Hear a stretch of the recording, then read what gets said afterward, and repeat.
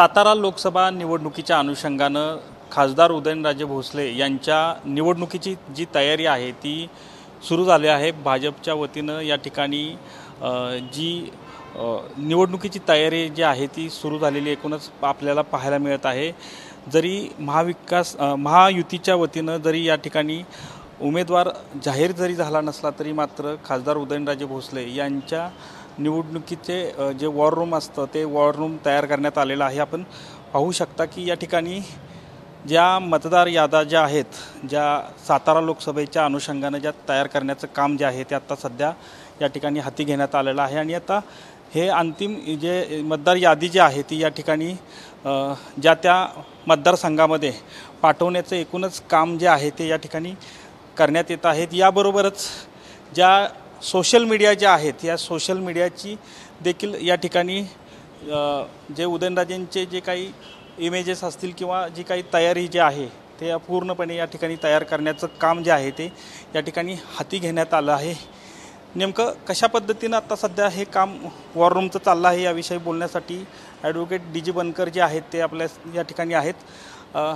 काय नेमकं सांगाल, कशा पद्धतीने तयारी सुरू आहे? 45 सातारा लोकसभा निवडणुकीच्या कामी खासदार श्रीमंत छत्रपती उदयनराजे भोसले यांची ही वॉर रूम आहे। या वॉर रूमच्या माध्यमातून सर्व प्रकारचे कामकाज या ठिकाणी केलं जातं। यामध्ये प्रामुख्याने सोशल मीडियाचा वापर या ठिकाणी केला जातो। सोशल मीडियाला ज्या निवडणूक आयोगाने ज्या सूचना केल्या त्या सूचनांचं अवलोकन करून कायदेशीर बाबींची पूर्तता करून सोशल मीडियाला आवश्यक असणारे फेसबुक असेल, इंस्टाग्राम असेल, काही पोस्ट्स असतील ह्या तयार करण्याचं आणि त्या पोस्ट व्हायरल करण्याचं काम या माध्यमातून केलं जातं। त्याचबरोबर या ठिकाणी या ठिकाणी लोकसभा मतदारसंघामधील ज्या मतदार याद्या असतील त्या मतदार याद्या 6 विधानसभा मतदारसंघामध्ये म्हणजे पाटण असेल, कराड उत्तर असेल, कराड दक्षिण असेल, त्यानंतर कोरेगाव असेल, त्यानंतर वाई, सातारा या ठिकाणी त्या पाठवण्याचं काम केलं जातं। आणि हे पाठवण्यासाठी लागणारी यंत्रणा या ठिकाणी उभी आहे।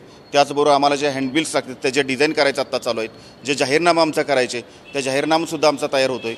काही व्हिडिओज असतात, ज्या व्हिडिओ व्हेकल्स असतात त्याच्या माध्यमातून आम्ही दाखवतो, ते व्हिडिओज तयार होऊ लागलेत। आपल्याला बऱ्यापैकी जवळजवळ 70% काम निवडणुकीच्या दरम्यानचं आज आमचं कंप्लीट झालेलं आहे। त्याच्यामुळे येणाऱ्या निवडणुकीच्या दृष्टीने 2 पावलं आम्ही आज पुढं आहोत आणि त्या पद्धतीनं आमचं कामकाज या ठिकाणी चालू आहे। नक्कीच, खरं तर वेगवेगळ्या चर्चा बोलल्या जात होत्या महायुतीच्या वतीनं। राजेंना तिकिटाच्या बाबत बोललं जातं, घड्याळाच्या बाबत पण बोललं जात होतं, पण महायुतीचं हे तिकीट फायनल झालं म्हणायचं? फायनल झालं। या पद्धतीनेच आम्ही कामकाज या ठिकाणी चालू केलेलं आहे। खासदार श्रीमंत छत्रपती उदयनराजे भोसले यांची या मतदारसंघावरती असणारी पकड, त्यांनी केलेली कामं आणि जनतेशी असणारा त्यांचा थेट संबंध या माध्यमातून त्यांच्यावरती लोकांचं प्रचंड प्रमाणात प्रेम आहे। आणि त्या प्रेमामुळं या मतदारसंघामध्ये आम्हाला किंवा कुणालाच या बाबतीत असं तिकीट ह्या विषयावरती आम्ही कधी चर्चा करत नाही।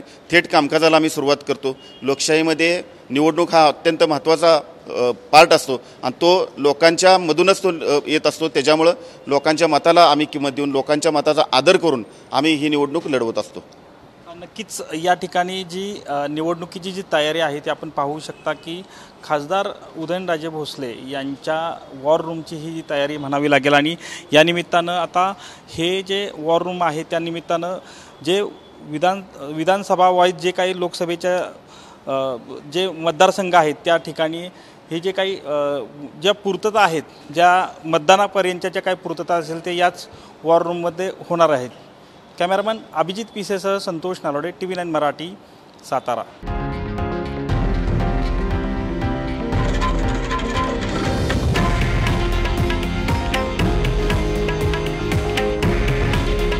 हे आहे देशातील नंबर 1 न्यूज नेटवर्क आणि आपण पाहत आहात TV9 मराठी।